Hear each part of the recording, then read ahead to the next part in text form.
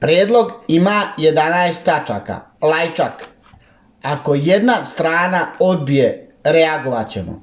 Izaslanik Europske unije za dijalog Beograda i Prištine Miroslav Lajčak rekao je da predlog za normalizaciju odnosa između Beograda i Prištine sadrži 11 tačaka, kao i da su sve verzije predloga objavljene u medijima izmišljotina.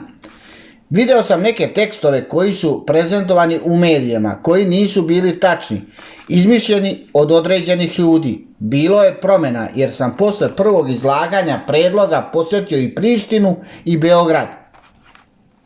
Razgovarali smo i tražili komentare, zatim smo pokušali da ih ugradimo u predlog. Vrlo jasno smo rekli da suština predloga ne može da se menja, jer je suština sačinjena sa najboljim razumevanjem kako doći do normalizacije, naveo je Lajčak.